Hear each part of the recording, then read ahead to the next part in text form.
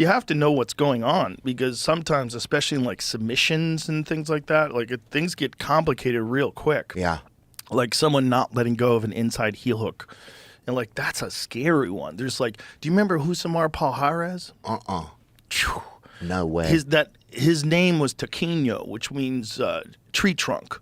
That's like his nickname. Rousimar, he's Brazilian? Rousimar Palhares. He was the scariest guy of all time because he was all leg locks, and he was built like a tank. He was like 5'8", 185 pounds, just this fucking ball of muscle. Yeah. And he would dive on dudes' legs and just rip them apart. Oh, like a python. And wouldn't let go. Wouldn't let go of the legs. So the guys be tapping. He's the only guy to ever get kicked out of the UFC winning. Because he was doing that? Because he was holding submissions. They kicked him out. They said, you can't do that.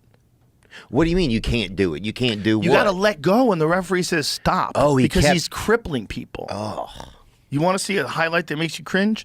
Pull up Rousimar Palhares submission highlights. Oh, I don't want to see it. But Jake Shields punched him in the face after their fight because he got a hold of a Kimura. Jake tapped, and he still kept cranking on it. Huh. He would do that with guys. He just was a pit bull. He wouldn't let go. But there's an unsportsmanlike aspect. Do you feel like sure. that's unsportsmanlike at a certain point? It seems like it is. 100%. Yeah. You know you're going to cripple a guy. You know if you keep twisting on a knee, he's going to have surgery. You know, if a person taps, it's supposed to be that's it. You know? And there's the heat of the moment stuff, but then there's people that just do it over and over and over again. And there's, folks that are known for that. So look at what he would do, man. He would just get a hold of the guy. Look at his knee. Look, and he's tapping, and that was with John Fitch. Show that one again. So he's tapping. So he gets this knee bar. This knee bar is awful. Look how bad it is. He's tapping, and he's still cranking. Still cranking. Wow. Yeah, still cranking.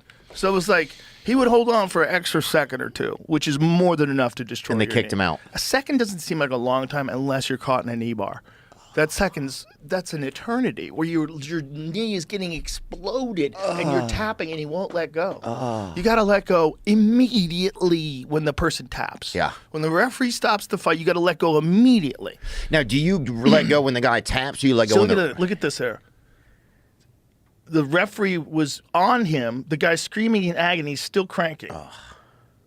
Yeah, he might have had a vengeance. He might have had a... Oh, he was a mean dude. But he grew up very poor on a farm, horrible upbringing. It's like there's a kind of a crazy story to it. A lot of pain. A lot of pain. Grew up in extreme poverty.